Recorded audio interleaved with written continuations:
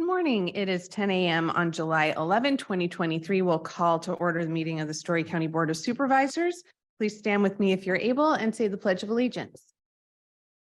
I pledge allegiance to the flag of the United States of America and to the republic for which it stands, one nation, under God, indivisible, with liberty and justice for all.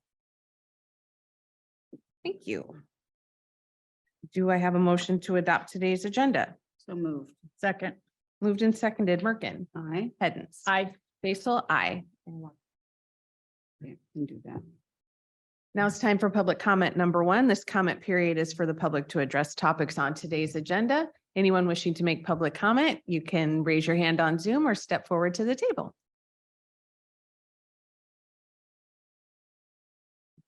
And seeing no one step forward to raise their hand, we'll close public comment number one. We have no agency reports this morning.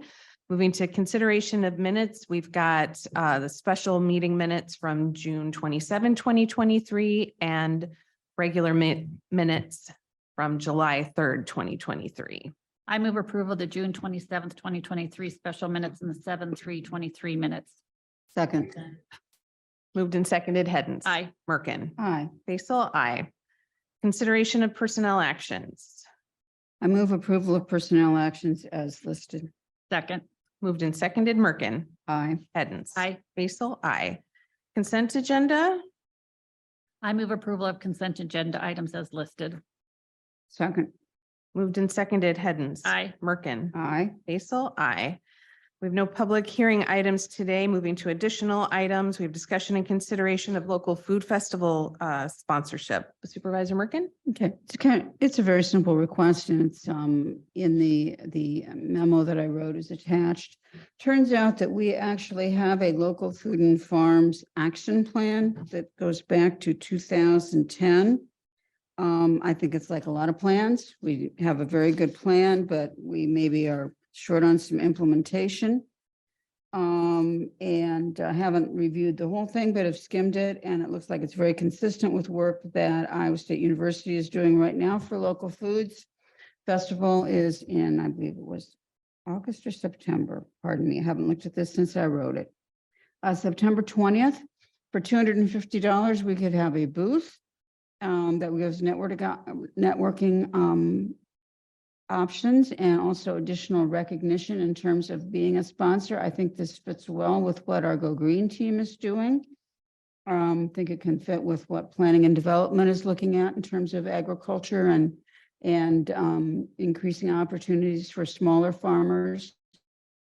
And also change with getting so much of our food from so far away, which increases the carbon footprint. I think it's an investment cause. So I would recommend that we sponsor the ISU Local Food Festival at $250 rate. I just have one question. Mhm. Is this food festival just for ISU students and faculty? I was reading the article that was attached in kind of the email and it kind of referenced for students, faculty, or whatever to staff to learn more about it. I'm just wondering, is it Mhm. open to everyone else? Do you know? I have. And it might have been how they wrote it. It just didn't make it clear if it was open to everyone else. I think it is. I can double check it, but I'm sure that it is. Yeah, It was just, that was something that was basically, written for Iowa State audience. so, yeah. That's the only question I have. Okay. And my only question would be, who do you have in mind to staff the table? I don't know yet. Okay. If there's somebody from the Go Green team who's very interested in it, I'd be willing to staff it with them. I'm interested. It's September. I think I can do it, but I'd like to have some people with me. Yeah, Is it- sure. Is it an all day? I don't think so. I have to go back and get all the details, obviously. I was in a rush when I did this and I thought this sounds like a good thing. We can fill in those details though. Mhm. I would move that we support the local. I food- made the Sorry, motion. I'm sorry. You did. I made the motion. Yes, You did? Okay. that was a motion that you were making. Okay, Yeah. okay. I did realize that. Then I second your motion. Okay. Moved and seconded. Hens. Aye. Merkin. Aye. Hens. Aye. Basil. Aye. Moving to consideration of resolution 24-04, uncommitted fund balances. Good morning, Lisa. Good morning. We need sliding chairs up here. We used to have I sliding know, chairs. they move them. Hmm, People move them. makes me crazy. So annually, if necessary, more often, but I find that annually is enough. Usually I'm uncommitting the fund balance for use of the DAPL funds that the conservation board recommended back in a long time ago. They use funds every year that the Board of Supervisors at that point in time committed. So you have to actually uncommit when we spend them. Okay. So this year I'm recommending that we uncommit $22,886. That amount of money was spent on Heart of Iowa Nature Trail and Hannahmas Mill this year. So the new balance, which you'll see on the next resolution, is $675,504.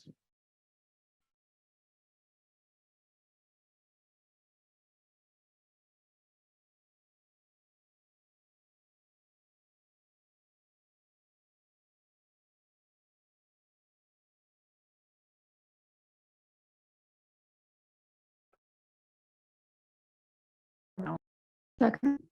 Moved and seconded, Hens, Aye. Merkin, Aye. Basil, aye. Next, we have consideration of resolution 24-05 FY 23 fund balance resolution. So this summarizes all the fund balances that the county has and how that it's broken out. Every year we have to commit, or we have to, excuse me, we have to assign funds, we show restricted funds. At the end of FY 23, the general fund balance has 2.3 assigned, 2.386323. The inmate commissary, county attorney fine collection, and conservation acquisition and capital projects are all considered assigned funds of the general fund. They're not in the general fund, they're their own funds, but they are assigned. Then I've listed the restricted funds. As you notice, the very first one is the LATCF funds. That is in the general fund, and that is showing as restricted in the general fund at this point in time. When do we get that second? I want to say January is what I read Think so. somewhere. Think so, too. Yeah, January-ish. So there's a list of all the funds and how we ended the year for GASB 54. Thank you. Any questions? Resolution 24-05. Second. Moved and seconded, Merkin, Aye. Hens. Aye. Basil, aye. Thanks, Lisa. Next, we have discussion and consideration of resolution 24-03, LNS Brown subdivision. Good morning, Andrea. Good morning. Morning. And Sylvia? Is it Sylvia? Yes, Sylvia is our intern and she did, I think, cut her teeth on reviewing subdivisions on this one, so you can sit at the table. And did help with the staff report, so thought it would be a good idea to bring her along. We do have a PowerPoint, but this is just a resolution for a residential parcel subdivision just northwest of Nevada. There's an existing house on the parcel on 210th Street. So Hertz Real Estate is the applicant on behalf of the property owners. Again, this is on 210th Street, and then on the east side of the property, on the west side of the property is 610th Avenue. It is entirely in the A1 agricultural district, and it is in a drainage district as well as in the West Indian Creek watershed. So there we have two location maps. You can see the gold star just northwest of Nevada there. It is within 2 miles of the city. And then on the right-hand side, highlighted in blue, is the parcel. You can see the existing dwelling on the east side And then a pond that was put in on the property, I believe sometime in the 80s, over on the west side. And there's some CRP ground on that side as well. And then a little bit of mapped floodplain in the southwest corner. We did take pictures of the property just to give you an idea of what the area looks like. Not a lot of dwellings in this area. 2 gravel roads. The top picture there is 210th Street. And then on the bottom is 610th Avenue. So that's the west side of the property. And that white pipe that you see in that lower picture, that is a pipeline crossing over the stream that cuts through their property. So the proposed division is for 2 developable lots, one of those having the existing dwelling, and then lot 1 would be on the west side for potentially a new dwelling. That contains the majority of the row crop production on this parcel. Okay, so we do have floodplain regulations, as you're aware, and we do also have requirements for stream easements to be granted to the county when there's a stream located in an area being subdivided. So both of those apply in this case. The property owners did grant to the county a 115-foot wide stream easement, which is in line with our current standards for natural resources. This water course doesn't have identified floodway by FEMA, so we just did 50 feet on either side of the edge of the water course, and it is a very narrow water course. And so that's shown on the subdivision plat, and again, the property owners did sign an easement that would be recorded with the subdivision. As far as the floodplain regulations, we do have it so that the BFE, the base flood elevation, needs to be determined for areas being subdivided. The Iowa DNR gathers that data for us and sends it back to us. That typically takes 2 or 3 months to get. So we do not have that BFE data yet. So the surveyor put a couple notes on the plat that no zoning permits would be issued for lot 1 until we have that information in hand. So that is on the plat as a restriction for permits. So applicable regulations for residential parcel subdivisions, as you're aware, all lots have to be in the A1 district, which is the case here. No new land set apart for streets, alleys, parks, etc. And I think you all have seen these previously. Yeah, so all development lots will have access to, a public roadway. Lot 1 will take access off 610th Avenue, so they'll have to get a permit for that. But we found that all of these regulations are met for this subdivision type. So we did mail notification letters on July 3rd. We did not receive any comment from the public since then. We also placed a sign on July 6th out at the property. Again, no one has called or emailed with questions. The city of Nevada, as I mentioned, is within 2 miles of the property. They took action at June 12th and signed a resolution approving the subdivision subject to approval by the Board of Supervisors. So again, all requirements for this subdivision type have been met. The stream easement has been granted to us. Hertz Real Estate confirmed that utilities can be run to proposed lot 1, which doesn't have the dwelling on it. And so we were able to conduct a site review and saw no issues or violations. So our recommendation is for the Board of Supervisors to approve Resolution 24-03 for the LNS Brown subdivision. If you have any questions, I can take those. So lot 1 and lot 2 will have separate owners. Yes. And who owns the outlot? Well, I believe that would be sold. At present, all of this is owned by the Browns. Okay. Mm-hmm. And it's not going to be developable. Oh, it will be sold for. Correct. Yeah, the outlot would have to be rezoned, be developable at this point and subdivided. So it would have to go through that rezoning process. And then the report that we don't have yet, would there be any circumstance or situation in which there might be a result from that report? That For the could BFE, the change? base flood Yeah. elevation? No, so basically, once we get that base flood elevation data, it just tells us how far the 100-year floodwaters might rise. And if they were going to put a dwelling in that area, it would then determine what elevation that dwelling has to be at to be above the base flood. Yeah, Okay, so it would but- just give us information on what to do from a floodplain standpoint. Thank you. Is that why they've got such a large lot for a residential division? Because they think they might have to put that house a ways back. I don't know if that's the intent. There is around the pond, excuse me, some steep topography. But in the southern half of that lot one, it is fairly reasonable development ground in terms of elevations. Yeah, and it's in CRP right now. So, Okay, thank you. any other questions? My turn.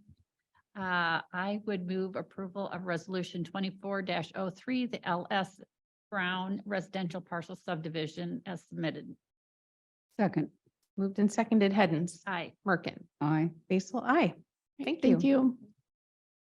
And welcome. Thank you. We have no departmental reports. For other reports, we have FY 23 quarterly financial report. And it's Lisa again. How fast we can be out of here by 10:20. That's a goal. I like it. There you go. Wrapping up the fiscal year. So our final numbers are in front of you on the quarterly report. As you can see, we had about 80% of our expenditure, a little over 80% of our expenditures overall for the budget. A big factor, again, and as I'm gonna say every year until the money's spent, is the ARPA dollars. We're pretty aggressive on what we're budgeting for ARPA dollars and not spending at that speed. So if you look down below, there's $15 million worth of ARPA funds still in the account. So we spent about 3 million in a little over 3.8 million in the last, year and a half. So we ended the year surprisingly good. General fund has a 54% ending fund balance. The supplemental, 36%. Rural fund, 32%. Secondary roads was over 100% again, but as you know, that will go out rapidly now that he's going to purchase the motor graders.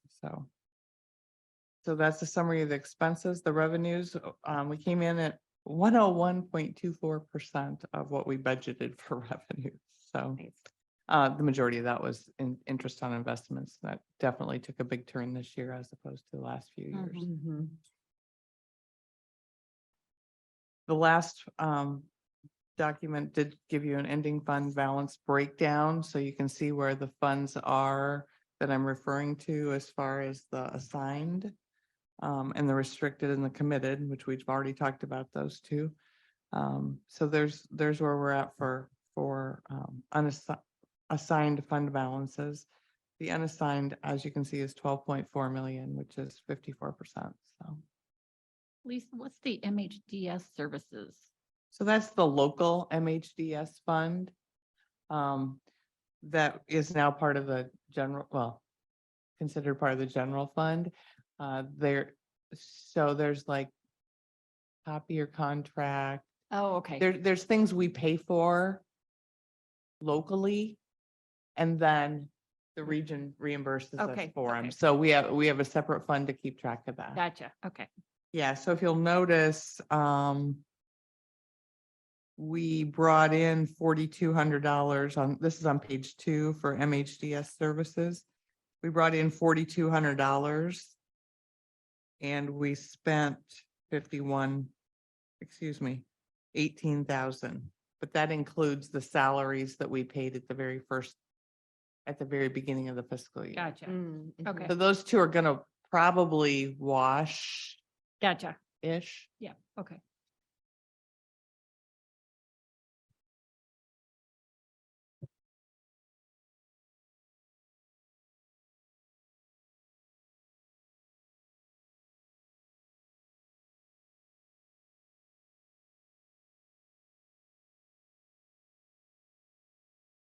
Any other questions? I don't have any other. No, no Okay. questions.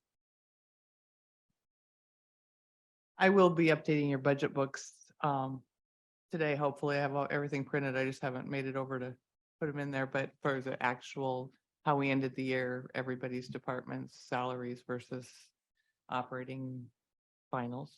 So. Great, thank you. Thank you very much. Any upcoming agenda items? Nope. Okay, moving to public comment number 2, comments from the public on items not on this agenda. The board may not take any action on comments due to requirements of open meetings law, but may do so in the future. Anyone wishing to make public comment, you can raise your hand on Zoom or step forward to the table.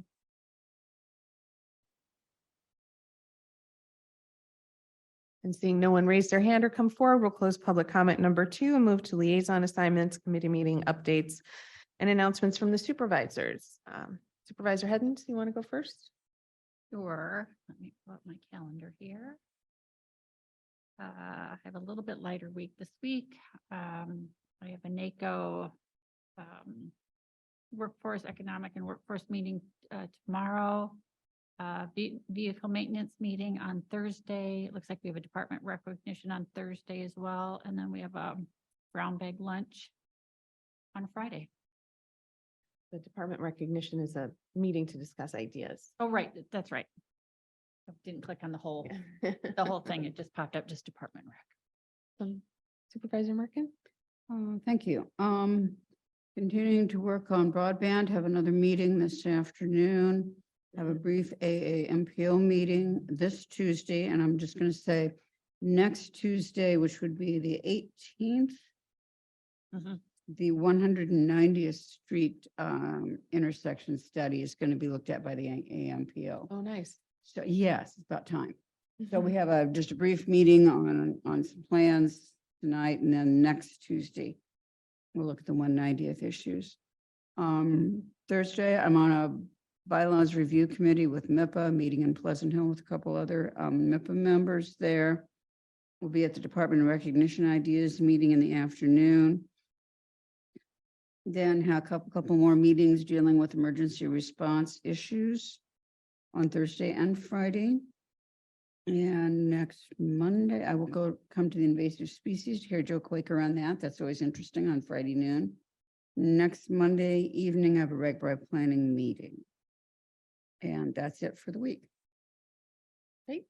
I've got a Go Green Team subcommittee meeting this afternoon and Boost Board meeting tonight.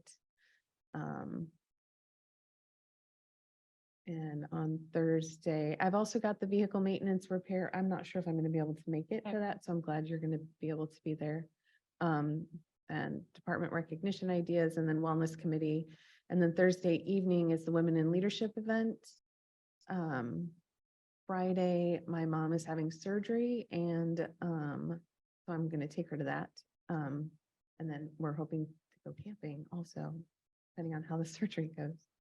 So I will not be in the office on Monday, but I also have the reg planning meeting on my calendar for Monday night.